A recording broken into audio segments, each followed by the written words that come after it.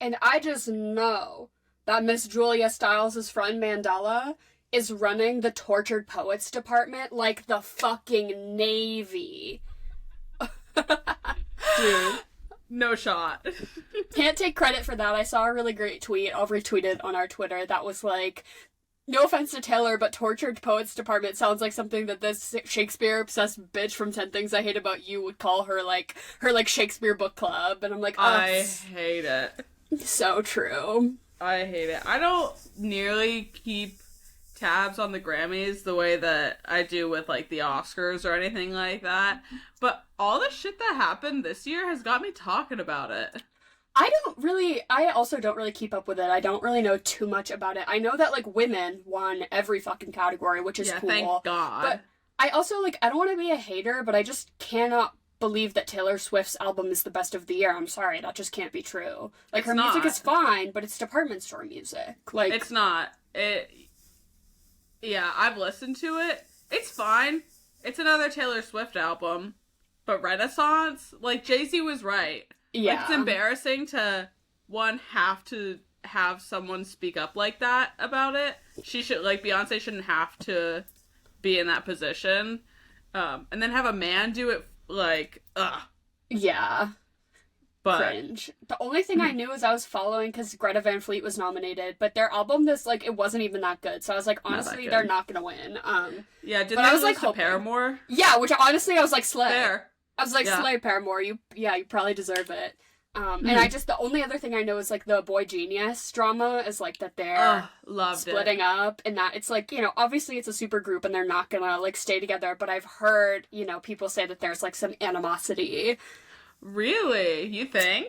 Yeah, somebody who was working with Lucy Dacus, like, said on Twitter that, like, when Phoebe Bridgers is brought up, she's like, it's a sore subject. Like, don't talk like, yeah. So I don't know how true that is. That's just, like, Twitter gossip. But seeing them together all the time, I'm like, ooh, are they, like, holding it together by, like, a thread? Like, do they secretly hate each other? Well, I could certainly see no one being, like, upset with Julian Baker. Like, that's just a puppy. Yeah, the little one. I love the tweets that are like when they have to hold the little one back, or like. Well, I had one of my favorite Twitter account right now is Pooh Crave. Oh my god! I think did you send me something from them that was like Taylor Swift holding like a MAGA flag, which is like so fake. Yeah, but they put out like because they do fake articles basically in the style of Pop Crave, for anyone that's not on Twitter. But they did one that was like about Boy Genius, and it was a quote, and it was like, yeah, the big one just fingers the living shit out of us. Crying. Wow. But speaking of Boy Genius, this movie that we're covering today, I feel like Cat Stevens really inspired Phoebe Bridgers. Oh, you mean Cat Stratford? Cat Stevens is... Not Stevens. Stratford, yeah. Why did I say Cat Stevens? Cat Stevens, Cat Stratford. Yeah, I can see that. You know what I mean? Like, she watched this movie and was moved by it. Yeah, she's the right age, too, right? Like, millennial. Mm-hmm. Yeah. Yeah. Oh, but hey, everyone who's listening, welcome to The Swamp. It's our podcast. It stands... Oh, wait, I'm supposed to say... It's an acronym. It stands for... Some whack-ass movie podcasting.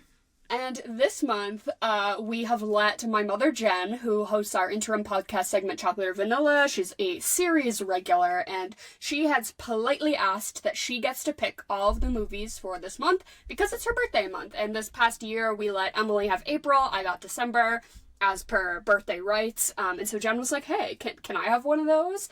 And I was like, sure. And before we started this call, I was telling Emily that, like, Jen politely showed me a list, and I was like, no, like, pick whatever you want. And she's like, no, I just want to make sure. And I looked at the list, I was like, yeah, Jen, I am gonna have to veto half of these. Like, sorry. Mm-hmm. But she narrowed down her list. I promise I didn't pick them for her. I just told her that we would not be doing the Fast and the Furious, no matter how many birthdays she has.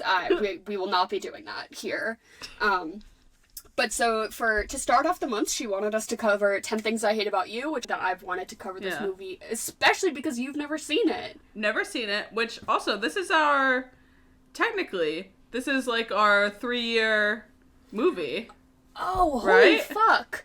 Yeah. Wow, I didn't even think of that. Yeah, last year we did Shrek 2, and then we were like, we can't do Shrek 3. No. Because that sucks. So this is fitting. This is perfect. Wow, happy Swampaversary, Happy Swampaversary! Oh my goodness.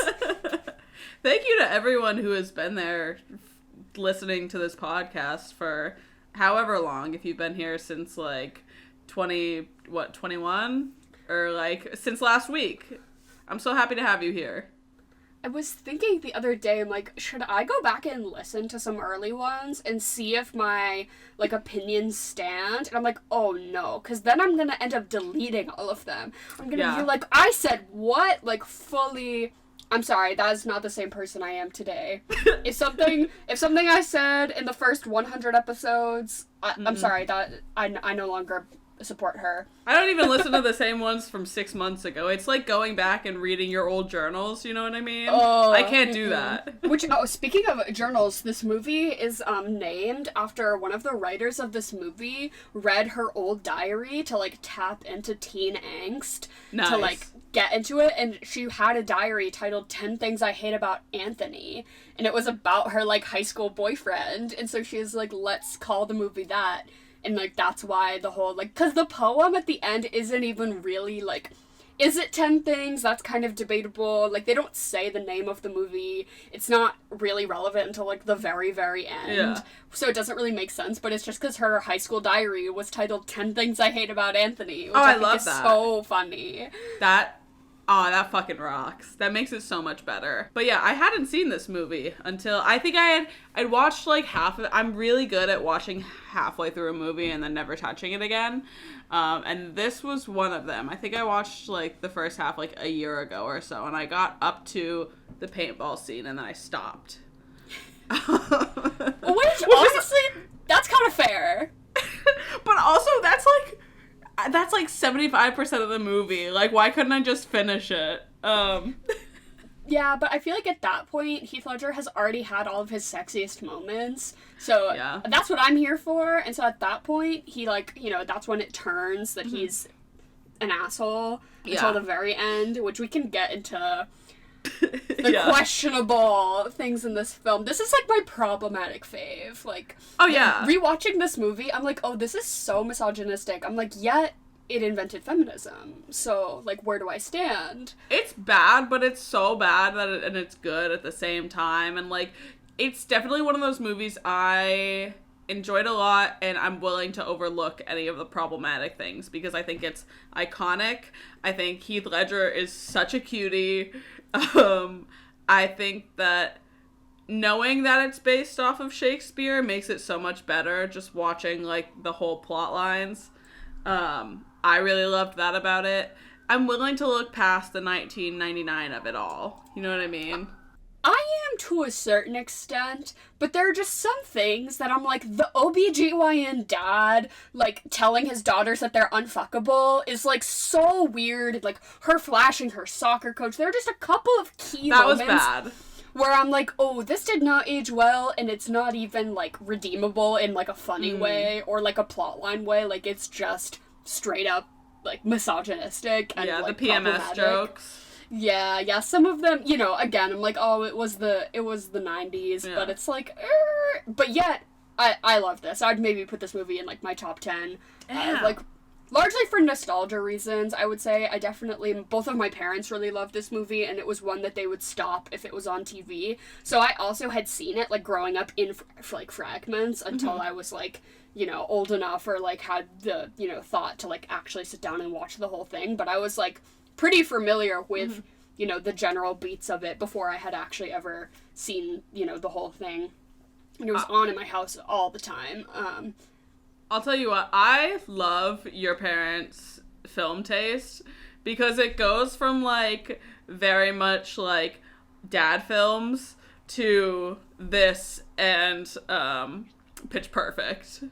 It's very much can be defined by whatever, like, made a lot of money, in my mind, right? Like, if it was a blockbuster hit, my parents probably liked it. Like, that Jason Statham movie, The Beekeeper, that just came out, and I'm like, who the fuck went to see that? Like, my parents did. That's who went to see that. Like, right? Like, whatever is, like, bad. headlining, right? I'll tell you what, though. I would be interested to see that because little baby not baby, he's 30 years old, but Josh Hutcherson's in it with a little mullet. That's baby girl. That's, yeah. But yeah, so I grew up watching this movie a lot. Like, I probably watched it in, like, middle school and high school, which I think is the prime, target demographic age. It's definitely a rom-com. It's like a chick flick, you could say. And I would say that my attachment to this movie is really similar to what a lot of people our age have for Mean Girls. Yeah. I also love Mean Girls and have that, like, sort of relationship with it, but as far as, like, chick flick that you really latched onto and, like, I can, like, do the little, like, not just the big dialogue quotes, but, like, the little side character, like, I feel like a lot of people our age have that with Mean Girls, right? Like, they can, like, pull a reference, like, from, like, a background character, twists her hair, kind of, and now it's, like, iconic or whatever. Like, that's how I feel about this movie. Like, I've probably seen it a million times. Damn. And I would say it's my number one, rom-com or chick flick. Yeah, Probably. you don't have a lot of them, so. No. But I would say that this is a good one if you're gonna have one. It makes sense for you. Also, I just, like, the Heath Ledger of it all, really. Like, I'm not gonna get too, like, depressed about it, but just, it's wild to me. This watch around really made it apparent to me how young he was when he passed away. It's crazy, because when you're growing up, when you're 32? He was 28. Yeah, I feel like when you're growing up, just like a teenager, anyone who's older than you is an adult in your eyes, right? Like, if you're 18, anyone who's over 23 just, like, seems like an adult, right? And so I always just thought, he also looks a little older than he actually is. Like, he's 20 in this movie, and I was fully like, that's a 35-year-old man. Like, come on. But he was 20 in this, yeah. And then he died in 2008, which was 8 years later. Wow, I had no idea he was that young. Yeah. Fuck. Yeah, I do think he, like, even when he was closer to that age, I always thought he looked a little older. Like, he could, like, in this movie, I'm fully, like, it's crazy to me that he's 20 in this. He looks 27 minimum. Like, he looks old as fuck. But yeah, it really astonished me how young he was when he died. R.I.P. R.I.P. Heath Ledger. Yeah, that's what, isn't that your Letterboxd bio?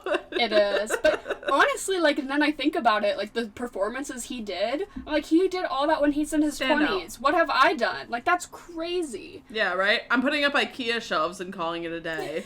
That man was broke back on the mountain, like, incredible. Ugh, dude, if that's, like, something, like, I would ask a genie to fix. It's like we go back in time and Heath Ledger doesn't die. Yeah, and, like, Philip Seymour Hoffman. I mean, so many great, you know, actors. I've been seeing, it was, like, an anniversary recently for Philip Seymour Hoffman's I saw that. passing. I saw a lot of stuff on Twitter about it, and I was just like, oh, it's just, it's so tragic. Yeah. I just watched Boogie Nights with him for the first time. And I tried to watch that movie and I accidentally put on, what's the John Travolta one? Saturday Night Fever. That's so funny. Because I just didn't know that those were two different movies. Yeah, pretty different. Would you recommend it? All I know is that it was Mark Wahlberg being like, my cock is huge. It's my big dick. I want to fuck. Yeah, I'd recommend it. It's, like, brilliantly stupid. You know what I mean? I feel pretty, like, on the fence about Paul Thomas Anderson. Like, he's kind of hit or miss for me, and he's, like, revered as being so great, but, like, some of his movies I'm like, eh. So I would be interested in, like, educating myself on some of his earlier stuff, because, like, I love There Will Be Blood, like. Yeah, same, but I haven't seen any, like, other, like, really goofy ones from him. Yeah. And because that's not a goofy movie. That's just a very good movie. And I haven't seen Licorice Pizza still. It doesn't really speak to me. I don't know that I will anytime soon. It's a no from me, dog. Like, I was not a fan. I found Boogie Nights, like, just a taste of, like, the Coen brothers kind of stupid. So if you like them...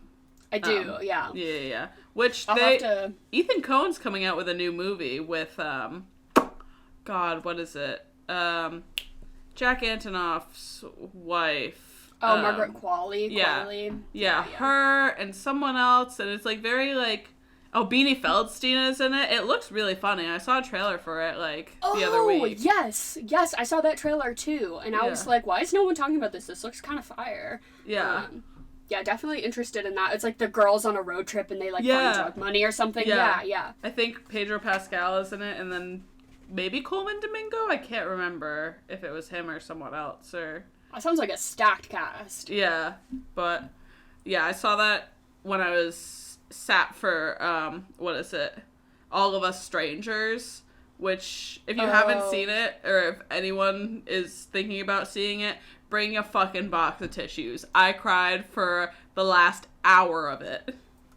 That's what I saw a TikTok where somebody's like, don't see this movie at 1 p.m. because then the rest of your day is ruined. Yeah. You thought you were going to the grocery store after this? No, you're not. Yep. Like, just prepare to be devastated. I haven't seen it yet, though. I think it's coming to, like, Hulu on, like, the 22nd, so. Yeah, I can cry in the privacy of my own home. Exactly.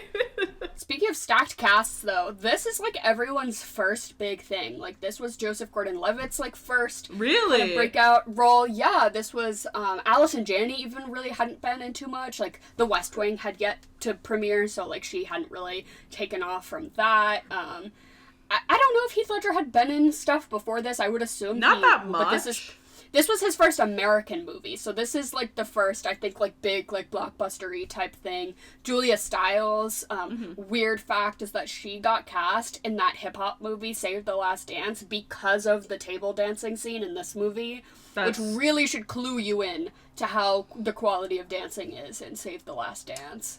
Yeah, I don't think I ever need to see it. I also feel like I've never seen Julia Stiles in any other movie after this. Which I don't think is true, but, like, I don't know what her career is these days. I don't know now what she does, but I know she was in that movie Mona Lisa's Smile, which had, like, Julia Roberts. Yeah, I gotta watch that. And everyone, which I also thought was just, like, kind of fine. But she definitely... She was really popping off in the late 90s, early 2000s, and then I think as most actresses do once they turn 30, they're like, all right, you can just go live in a shack in the woods now. Well, here's this coffin for you since you're already 1 foot in the ground. What do you think of her acting in this movie? I'm not looking at anyone other than Heath Ledger, to be honest. Like, I don't care. Any scene that he's in, I don't give a fuck about anyone else. So it's, like, hard, because it's, like, all of my attention is, like, laser focused in. Of course. But I think she's fine. I think that, her character's a little...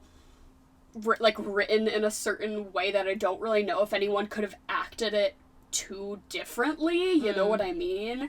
I think she's fine. I don't really have any strong opinions about her in this. Her or the sister. I think they're both just kind of like weirdly obtuse, nothing female characters who are just like used as pawns in this story. Which it's like, it's based on Shakespeare. Of course. Yeah. But, like, in the way that it's like, oh, she wants to start a band. I'm like, at what point are we clued in to that she, like, can play an instrument other than her, like, in the fucking Guitar Center? Like, literally. You know what I mean? Or, like, she's like, oh, I'm just such a feminist. But it's like, okay, well, like, your actions are really not, like, backing that up. So, like, what... Where? But, you're a feminist where? Yeah. She's a, I love that opening scene where we're sort of introduced to everyone in the classroom, and her teacher is like, okay, well, take your like 16-year-old white feminist back to your mansion that your daddy lives in, and like, go petition for things at the PTA meeting, but like, just know that you are privileged. And I was like, oh, that's the way that some things have aged poorly in this movie, but I'm like, it seems a little self-aware, right? Like, the OBGYN dad stuff that's, like, passed off for laughs. I'm like, well, at least it's in a way that's, like, this is not chill, right? Like, it's not chill that he's being this way towards his daughters. But there are some minor things that I'm like, oh...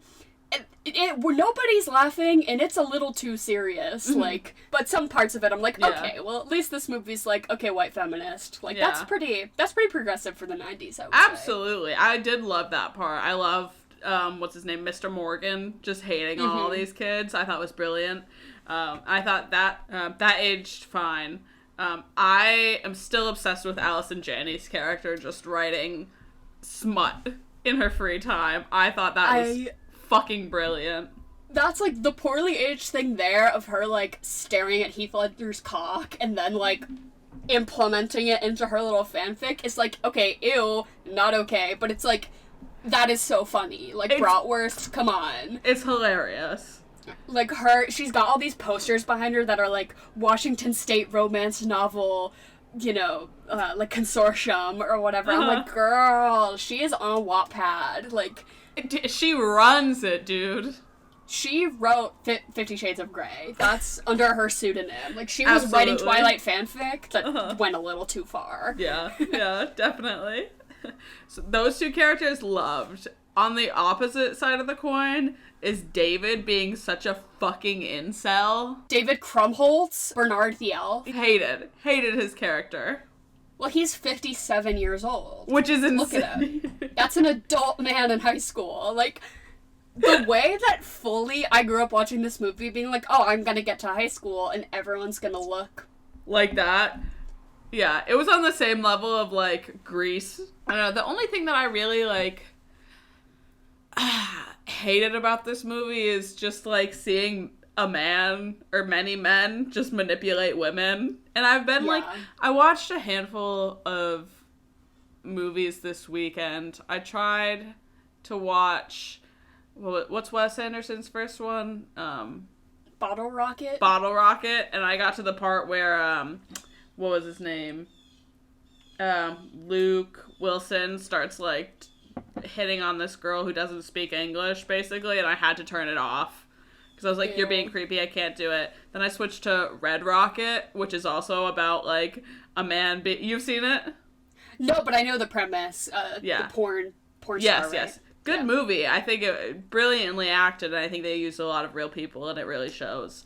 But, like, yeah, just this shitty guy manipulating his ex-wife, his mother-in-law, his, like, this teenager, shit like that. So, like, the line of movies that I've watched lately with just, like, weird, creepy, manipulative men has been insane. And, like, watching this, too, I was, like, it gave me the heebie-jeebies, for sure. Yeah, I do think one of the things that didn't age well and continues to be, like, okay, this is a movie clearly made for, like, young women, right, are your target demographic, Mm-hmm. and the ultimate message that this movie sends is, like, if he follows you to Barnes & Noble, that means he's, like, really cool and he really likes you. Yeah. And, like, if he just continues to badger you, like, it just means that he actually is secretly really in love with you. Yeah. And it's, like, absolutely not. No. And her persistence of being like, I am not interested in you, and because it's Heath Ledger, it's charming, because he's hot and he's charming, but it's, like, you swap that out with somebody you don't think is fuckable, and suddenly it's, like, get the fuck away from me, right? Horrifying. And then at the end, obviously, she just, like, she finds out that he was a fucking liar. Yeah. And then she's just like, oh, you bought me a guitar? Okay. Everything's fine! But that final scene is, like, the two of them in the car and him being like, oh, like, I bought you this guitar with all the money that I was given to date you with. Like, here you go. And she's like, hey, but, you know, that really wasn't cool. And then he just starts kissing her. And then she, like, pulls back and she's like, but I would like an apology. And then he just starts kissing her again. And it's like, bro, what is the message of, like, just say sorry, right? Own up to your actions. Don't be like, ooh, I bought you this guitar, babe. No, that is not okay. Girls, if he pulls that shit, don't let gifts replace, you know, emotional intelligence. Yeah. Make him realize that what he's done, right? Like, make him repeat it back to you. Yup. Tell me why what you did was wrong. I need to know that you get this. Yeah. Absolutely. Like, that whole thing is, I'm like, oh, this is just, like, this is not okay. Heath Ledger, inventor of the promposal, also the whole, like, large romantic gesture being the way to apologize for poor behavior. Also, do not do that. Yeah. Do not do that. Do not do it to somebody you are not dating. Do not propose to somebody at Christmas while your family's around. Do not do that shit. Yeah. That is not okay. That puts so much unnecessary pressure on the person you're trying to woo. Yeah. So gross. To be fair, though, if I was in that position, Heath Ledger pissed me off royally, went behind my back, manipulated me. showed up with, I don't know, what could I ever possibly want in the world? Like, something. I don't know. I don't know what I need right now. Like a bag of Cool Ranch Doritos. That's all it takes. That's all it takes to earn my trust back. But if it was Heath Ledger, like, yeah, I would do the same thing. I get it. Much like Kat, all of the feminism leaves my body when I see Heath Ledger. I mean, what do you expect? Suddenly, like, he's hit me with his car, backed over me, and then gone forward again, and I get up and I apologize to him. And I ask if there's anything I can do to make the situation better. Yeah, right? exactly. Like, that's what's happening between me and Heath. Like, there is no courtship, there's no needing to pull strings and find out what I like. I'll change my personality for you, sir. Yeah, it's fine. It's fine.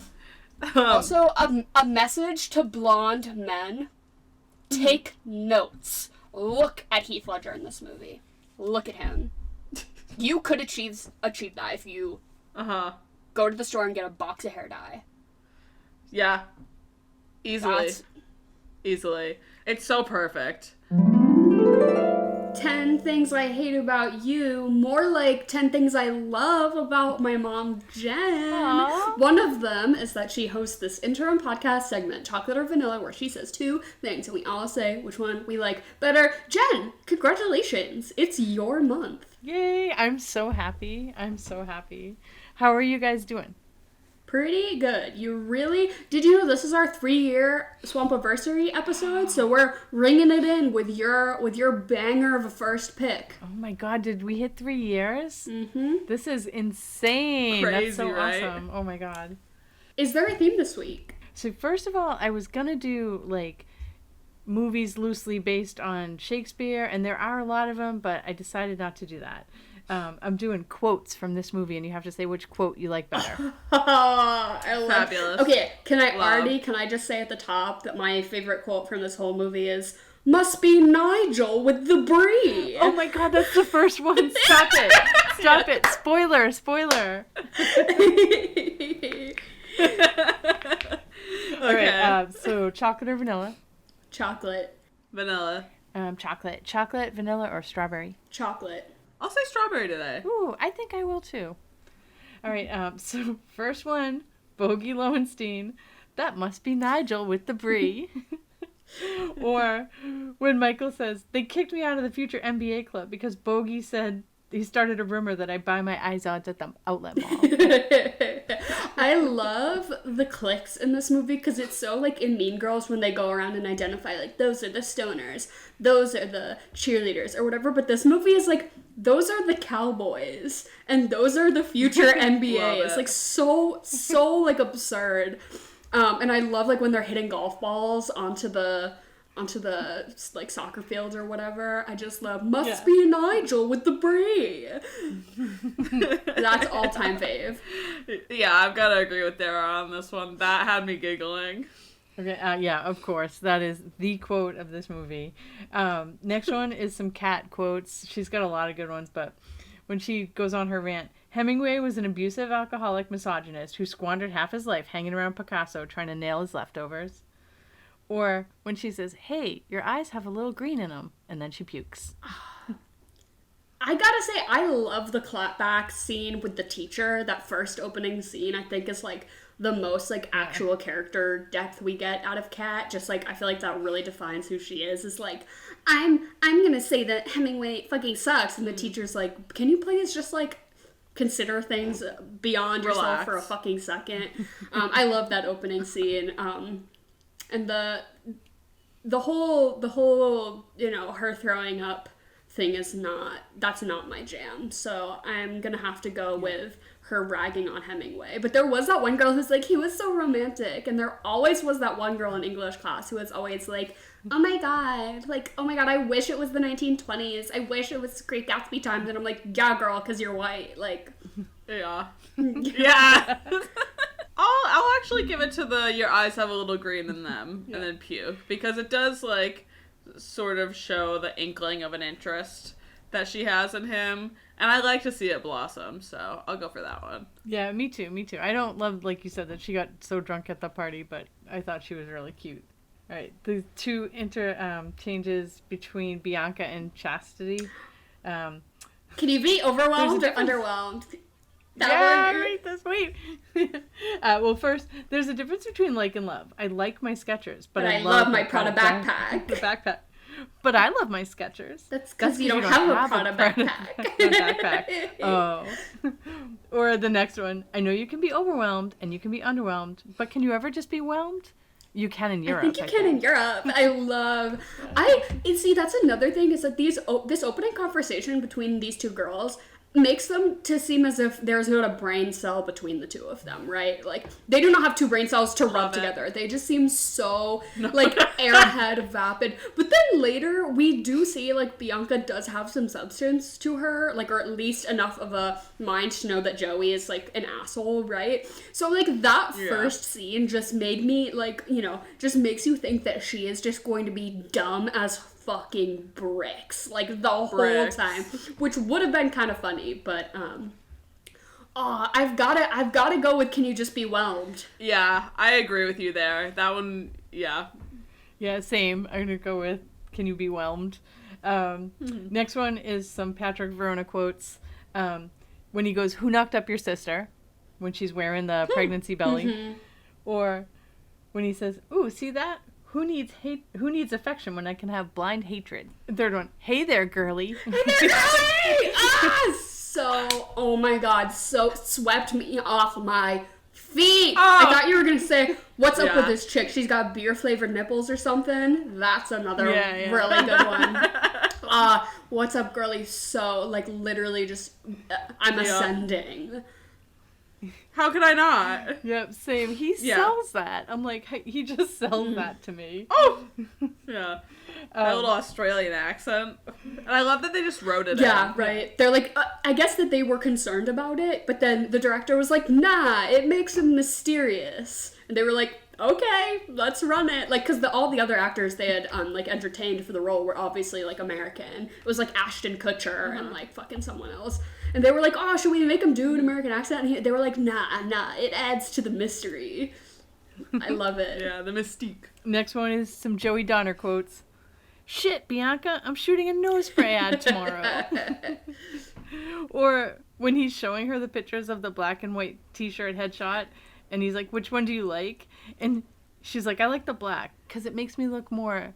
And she says, "Pensive?" And he goes, "Damn, I was going for thoughtful." That, the I'm shooting a nose spray ad tomorrow is so good. But that interaction, because that's when it turns for her that she's like, oh, this boy is not it. Like, this boy is not okay. So funny. Pensive? No, I was going for thoughtful. So good. I gotta pick that one. I'm gonna go for the nose spray ad on this one. Yeah, same. I think he delivers that, like, just... chef's kiss. Yeah. Later on after the party though, when Bianca and Cameron kiss in the car and he goes, "I'm back in the game." That's honorable mention. Yeah. All right. So now Mr. Morgan's quotes. "I know how difficult it must be to overcome all those years of upper class middle suburban oppression." And then the other one is when Mr. Morgan sends Kat to detention and Joey says, "Thanks," and he turns to him and he goes, "Shut up, Chachi."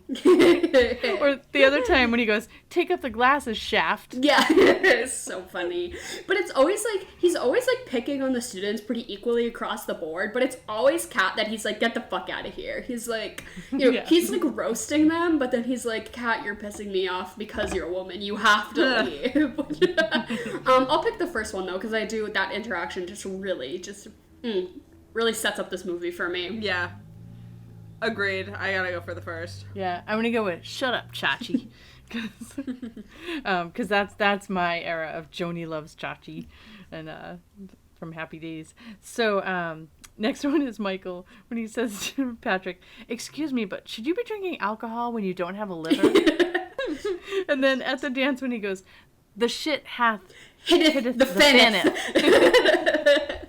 It's gotta be the shit hath hitteth the fanneth, because they do all of these like somewhat clever or just kind of obtuse or like obvious like nods to Shakespeare, right? That they're like, we're doing a Shakespeare thing, but then sometimes they throw it in and it's so like dumb, like those moments, like sometimes they make the characters like speak in a certain way that you're like, oh, they're really trying to hammer home that this is a Shakespeare adaptation. And that's, I think that's so funny because it's like, it's not taking itself too seriously, which is the whole fucking point. It's a rom-com, right? I'm gonna go for the, are you sure you should be drinking if you don't have a liver? Yeah, me too. The next one is Allison Janney. Miss Perky? Yeah. I think she's Miss Perky. Yeah. Very clever kangaroo boy. Says here you exposed yourself to the lunch lady. And then to Cameron, she says, I got deviants to see and a novel to write. Scoot, scoot. Yeah, I've got a novel to write. Oh, a third? A third. And then when she goes, Reginald's quivering member. I like Yes, it's Reginald's quivering member for me. I love her little smut that she's writing just in the middle of not guiding or counseling anyone. For some reason, the scoot scoot does it for me. I don't know what it is. Reginald's quivering member is also very good, but for some reason, the scoot scoot just... Yeah, I'm gonna go Scoot Scoot too. She is a scene stealer in this, right? Yeah, she's so awesome. And her mug when she's like, "Oh, cat." Yeah, so stupid. Next one is more cat quotes. The dad's like, "Hello, Katerina. Make anyone cry today?" And she's like, "Sadly, no, but it's only 4:30." And then when she says to the guidance counselor, "I still maintain that he kicked himself in the balls." I think the more famous one is the like piss make anyone cry today. No, but it's only 4:30. I think that one's like a little too like Tumblr gif overused for me. So I'm gonna have to go with the second one. I also like the second one. Yeah, same. And that was it. I could keep going with the quotes because there's so many good ones, but that was it. Oh, I did love when Heath Ledger goes and he gets so offended. He's like, "Are you saying that I'm not pretty?" Yes. Oh my god, when they're like, she has a picture of Jared Leto. That means she likes pretty guys. Yeah, pretty boys. Might be a problem. She likes the pretty boys. I wanted the dad to snap back into his role from Princess Diaries and turn back into Paolo Puttanesca and do like a makeover scene where he like straightens Heath Ledger's hair and like takes his glasses off and suddenly it's Anne Hathaway. Like that would have been everything. I love oh my god, iconic. He ate a live duck. Everything but the beak and feet. I love that one. Or when the dad's working out on the porch and he lets go of his thigh master rubber band thing. Yeah. Go shooting into the neighbor's like window. So good. Iconique. Well, Jen, this was really good. I just love to repeat back quotes from movies. And thank you for this great first pick. We look forward to a month-long... we got on the call and Emily was like, "Oh, it just dawned upon me that Jen's not like gonna be in the episode." Like it just, like that would make sense, right? So it's like you get this like, secondary from afar. I know. I might have to jump in on one of them. Yeah. I'm not gonna lie. Absolutely. Yeah. But yeah, as always, we love you and we'll see you next week. Oh god, I love you guys so much. Have an awesome night. Bye. Love you, Jen. Bye. I do want to can we talk about the iconic song that Heath Ledger sings in this movie? And the whole, like... Yes. Yeah. So, as far as, like, the big romantic gesture being cringe, this scene in this movie does make me really uncomfortable. As much as I love Heath Ledger. Anything he does, it's a yes from me. For some reason, this gives me the ick so hard, and I don't know if it's just, like... me putting myself in that position, being like, I would literally be mortified. And she seems like she'd be the kind of girl who would be mortified too, yet she's loving it. Yeah. And I'm like, who is this? This is not the character we've been introduced to, right? Like, up until this point, she is mad at him for this weird scenario where she tries to kiss him when she's drunk. Yeah. And then he, like, turns her down. Mm-hmm. And then she's, like, mad at him. Which is, like, the responsible thing to do. Exactly. And to me, I'm like, it should have been played off more that she was, like, embarrassed. Yeah. Right? Like, she was like, oh, like, I made a fool of myself, whatever. Rather than her being like, you're a bad person who turned me down. Like, no! I just didn't want to kiss you when you were drunk! Like, right? And so then him being like, oh, I'm gonna make it up to her by, like, fucking asking her to the prom by singing the song. It's fine, but... That's not how he asked her to the prom, though, right? He asked her to the prom later. No. That's true. He was just like, I need to embarrass myself and make her feel like we're at the same level. You know what I mean? I guess. I just equate it to being a promposal, because that's, like, the it's kind so of, like... typical. People in high school doing, like, big romantic gestures, and I'm like, can you get away from me? Like, I'm sorry, it's 7 a.m. and I'm in Spanish class. Like, why are we having a flash dance? So that Jason can ask Marissa to the prom, to the homecoming dance. Like, get the fuck out of here. Yeah. I did do a promposal once, and it is mortifying to be probably on either end. Yeah. Yeah. But it's like everyone Bringing does in it. a homemade poster. I remember being that age and, like, everyone does it, and suddenly you're like, is this how we tell people we like each other? Like, yeah. Is this mandatory? Is this what we like, do? I don't know. What's going on? Yeah. But that scene where he's, like, running around and dancing, there's just this one particular note he hits where his face gets, like, really, like, intense. And he's, like, holding this sort of strange, somewhat out-of-tune note. And he looks like he's passing a kidney stone. Like, he looks so pained in the face. Like, he's mostly smiling and running around, and it's all cutesy. But then just this moment zeroes in where he looks so physically pained to be singing that I'm like... This is so taking me out of it. It was so weird. Why, did you love this scene? Oh, of course. Having never seen... I mean, like, obviously I've seen the scene before, but having never seen the movie, yes, I was charmed. What else am I gonna be? It's Heath Ledger singing Frankie Valli. You know? I loved it. I thought that he's like a pretty good singer. You know what I mean? And that was him, for real. Yeah, exactly. He did that. Because there's this whole lore about how it was supposed to be a different song. Yeah, I touch myself. Yeah. Which is worse. I'm very glad that they went with this one.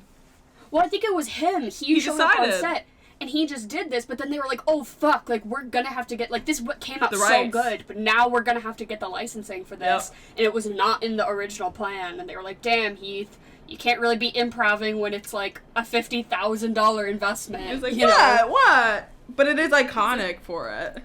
So charming. So, yeah, I loved his little, like, running around. Why were the police trying to get him, though? For what? Also, there's no reason. That whole, like, stadium area was so confusing to me. They have, like, Coliseum-esque... I mean, obviously their school is really beautiful and, like, probably well-funded or whatever. Like, it looks like fucking Hogwarts. Yeah, it's like a big California campus, you know what I mean? So, like, I get the budgeting is not really factoring into my opinion of this, but it's, like, the big concrete bleachers, like, the fucking Coliseum, and then they've got this massive sports field that whenever it's shown, every sports team is practicing at the same time. It's like we see Kat in her little soccer practice, but then it's also like people are playing football behind her, the marching band is also there, the cheerleaders, like, why... Are we not on rotating track meet days? Going on?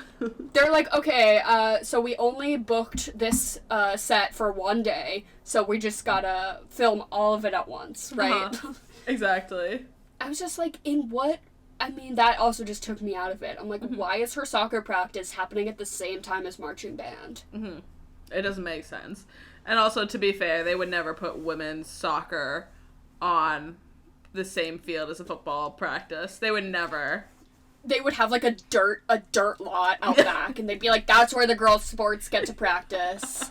Yeah. Sorry. It is what it is. I don't know. I'll tell you what, though. I have never wanted to go somewhere as bad as this movie made me want to go to Club Skunk.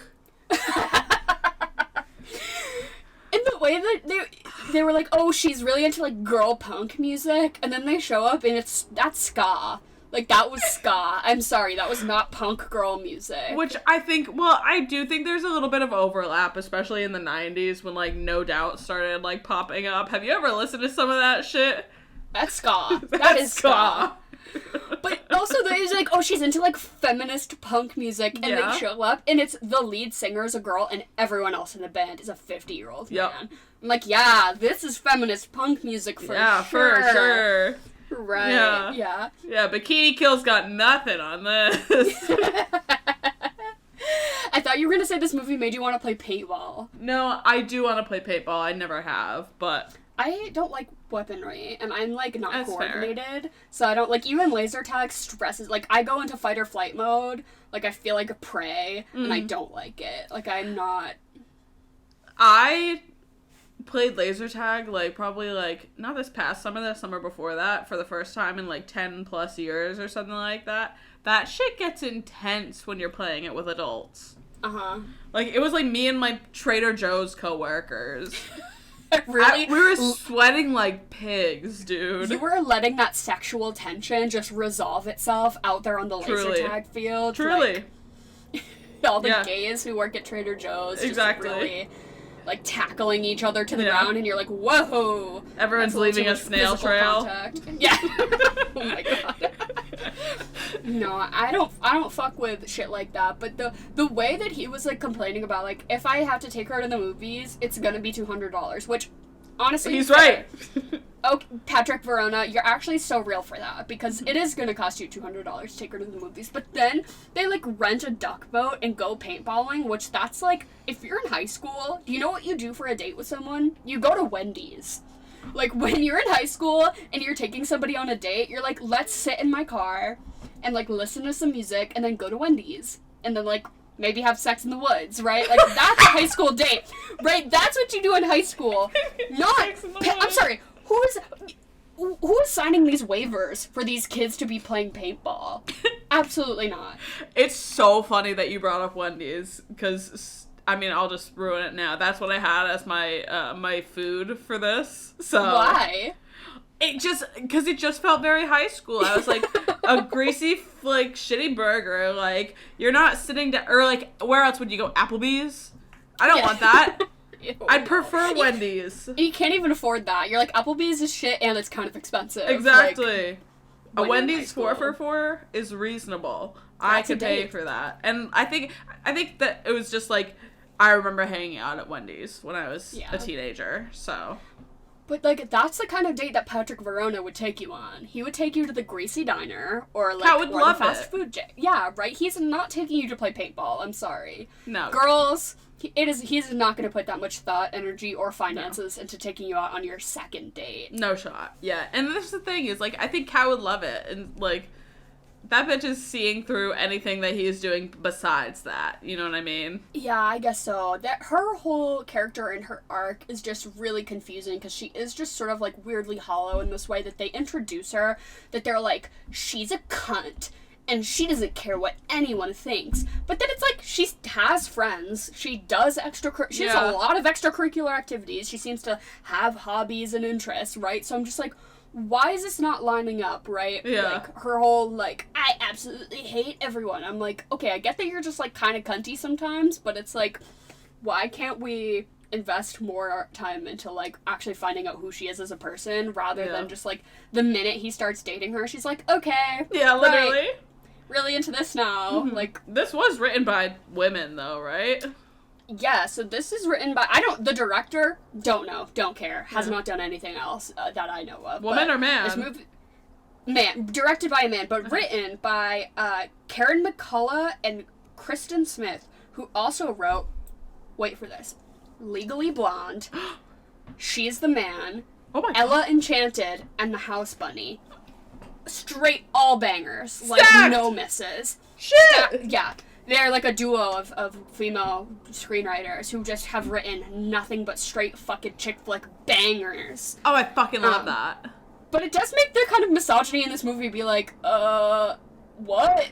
like, thinking about it, like, what's gonna get this greenlit by, I mean, it was a pretty big, well, it's a pretty big production company that put it out, right?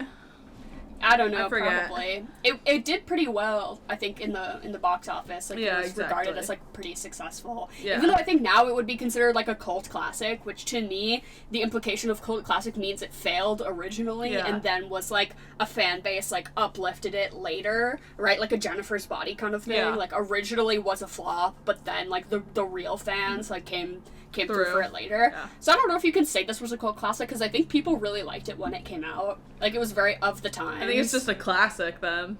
Yeah.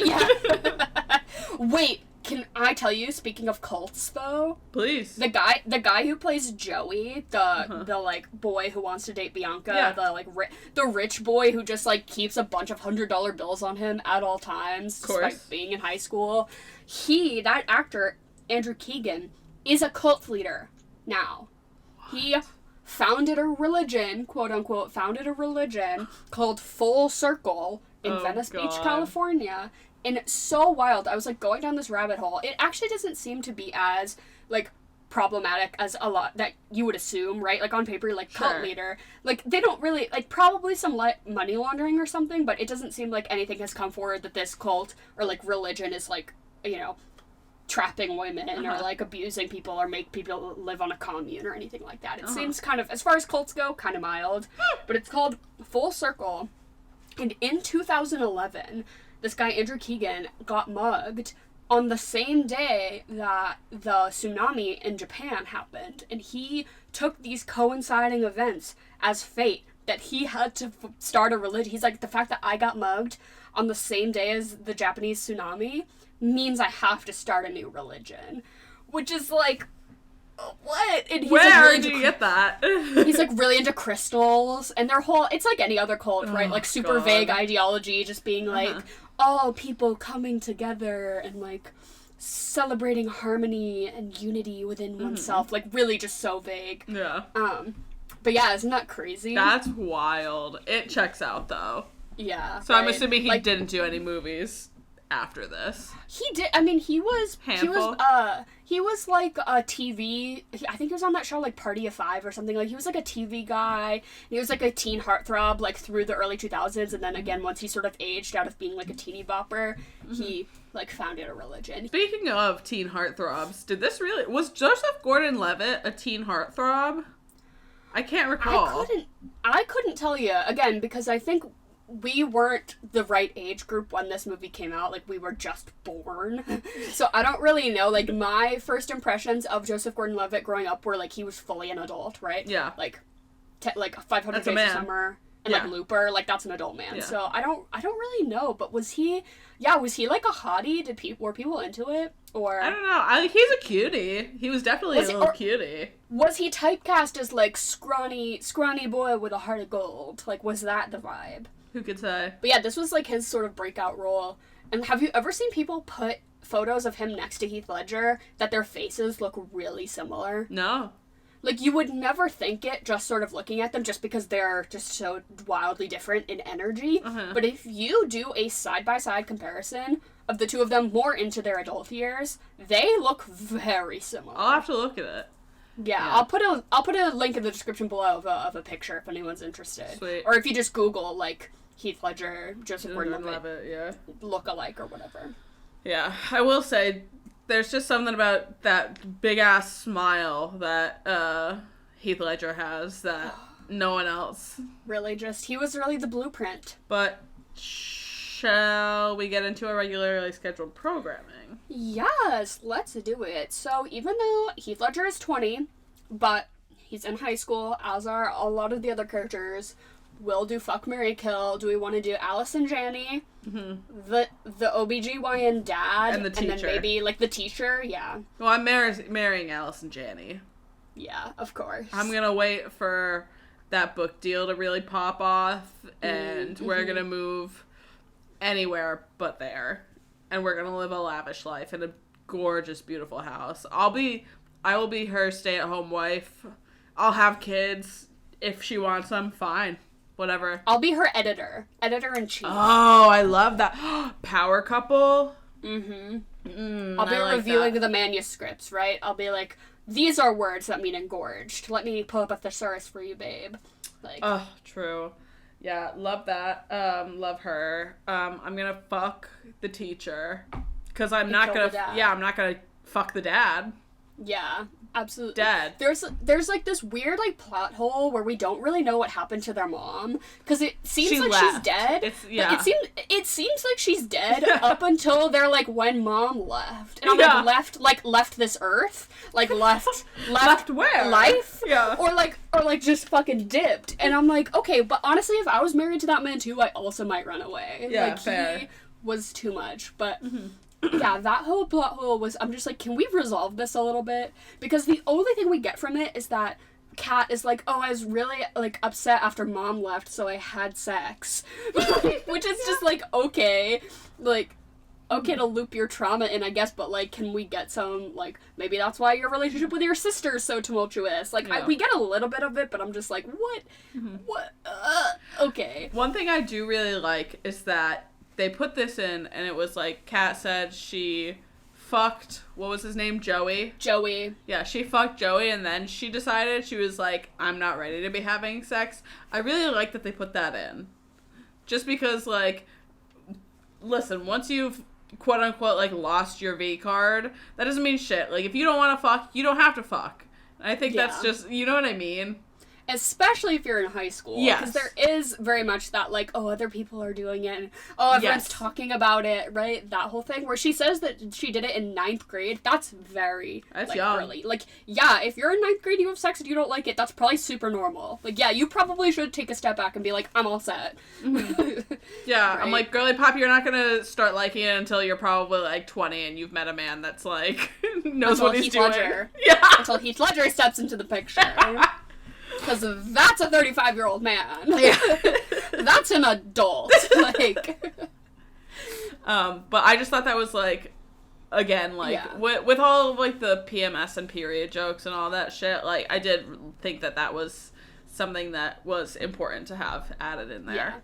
Yeah, and that, and, like, the, like, him not kissing her when they're drunk and stuff like that. Like, that's, I'm like, oh, written by a woman, right? Yeah. Like, that's the tidbits that I'm like, oh, okay. So it's like, exactly. we do the flashy misogyny jokes for laughs, but it's, like, actually at a baseline. Yeah. Some good stuff. Yeah, well, it's basically, like, especially since, like we said, like, they're pitching this to a big production company or whatever, it's very much like a shaking, like, the shiny thing and, like, the car keys, like, look over here, while you're sliding in, like, actually important plot, like, little details.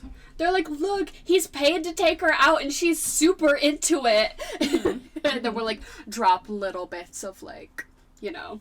I liked the Shakespeare relationship of how, like, that is the good one in here where I'm like, oh, he, like, learned her interest and is, like, doing cute little things that are, like, private and not flashy to, like, ask her to the dance of, like, a thing that she likes. I'm like, oh, can we, even though it's, like, David Krumholtz is 97, like, what, he's so old, why is he in high school? But I did like that little side line between the two of them, because I'm like, we didn't need it, like, it's completely unnecessary, but just, like, tying more characters together I thought was really cute. I agree. This movie is, like, aggressively, like, we're doing Shakespeare.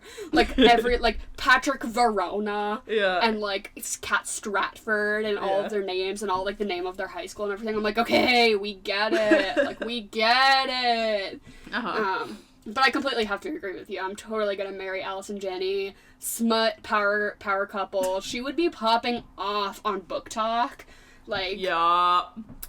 Sarah J. Maas, who? No. Allison Janney in 10 Things I Hate About You. Truly. And yeah, totally killing the dad. I'm making him wear the pregnancy suit. I'm gonna do torture to him. I'm gonna make him, like, put on a period cramp simulator. Yeah, I love seeing men do those. I'm gonna beat the misogyny out of him. I'm like, why are you treating your daughters like sexual objects? You freak!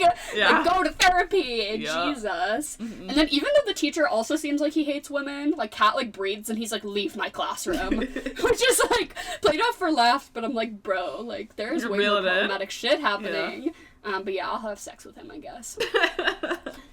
And I already said what I was gonna do for food. Yeah, what's your Wendy's, food? I love that. So pretty basic. There's, like, a lot of food references in this movie, but just the one that stands out to me is when they're like, you know, she likes pina coladas getting caught in the rain. It's very like, she likes Thai food, feminist prose, and indie, like, punk girl music of the indie rock persuasion. I'm like, ew, like, oh, that's so cringe. But, like, okay, and he's like, what do I have to do? Like, get her some noodles and listen to girls who can't play their instruments? I just thought that whole exchange was very memorable to me. So I think order some Thai food from your local, because again, like, it'll hopefully cheap, you know, tasty, easy, takeout. This is totally a takeout, like, sleepover with the girls, we're gonna get takeout and, like, you know, have drinks and watch chick flicks. So I think you order some Thai food, And then I googled like cocktail pairings to go with this movie, and the most popular one was a prickly pear martini, like because she's prickly, because she's like a tempestuous woman. Yeah, sure. So I'm like, instead of her, let's focus on Heath Ledger, because that's what I'm doing. And you're gonna have a dark and stormy. he's sort of dark and stormy. That's good. So I think you have that with your Thai food, and then I'm gonna follow it up with a progression of, part of me is like, oh, watch The Dark Knight, right? Like, but then I'm like, no, because I'm gonna be like in shambles. Like, absolutely not. Are you about to say A Knight's Tale? No, but is that what you're gonna say? Yeah. That would have been crazy. No, I love A Knight's Tale though. I think you do another step. You're in the mood. You're watching rom-coms, chick flicks. I'm in a good headspace. I don't want to ruin that. Another chick flick that I think is good, and I really like that it's like, okay, we're moving on from adults playing high schoolers to like, let's just make a rom-com where adults play adults, right? And another, like, not fake dating, but it's very like, you know, situationally people being pushed together, but like, ooh, the romance is real. Pretty Woman. Love it. It's just another sort of like super tropey but done so well, and the actors have chemistry, and I think very much in the same way that Julia Roberts in that movie, like, no one has ever looked better. That's how I feel about Heath Ledger in this movie, right? Yeah. So the two of them, like, you just get to watch, like, really hot people be in rom-coms with people who, like, they actually have chemistry with. Oh, chef's kiss. That's what I want. Totally agree with you there. That's brilliant. Yeah, I put on A Knight's Tale this morning because I just needed more little baby Heath Ledger, so. Blonde. Not my favorite, but... Yeah, but he's still, you know, I think for him, you can look past it. I can, and I will. Absolutely. And out of 10, what are you giving this movie? I give it an 8. Yeah, I was gonna say 7, but 8, so between a 7 and an 8 feels, because it's like, yeah, it's not great, it's not perfect, it's not the best movie in the world. I'm not saying it's a great movie, but did I like it? Yeah, absolutely. Yes. And I'm glad you did, because I was really, like, nervous to my core that we were going to hop on this call, and you were going to be, like, problematic, bad writing, uninteresting, and I was going to be like, I'm fighting for my life to defend this movie that objectively just is really poor to its female characters. Like, yeah, no, I really enjoyed it. I thought it was very fun. Hour 30, perfect. Just classic. So thanks, Jen. What a great pick. And happy 3-year Swampaversary, everyone. If you want to support us, the best way you can do that is just by following us on social media, liking our content, comment things, send us messages, tell us what kind of themes, movies, anything you want us to talk about. But if you extra want to support us, we do have a Patreon. It's only $2.86 a month. We release about one bonus episode a month where we usually just talk about fucking whatever, and it's pretty cheap, and I would like to say that we price it accordingly to the content provided. You know, I'm not asking anyone for $10 a month, because I just don't have the bandwidth to give you $10 worth of content. Yeah. But I wish I could. I wish I could give you $1,000 worth of content. Yeah.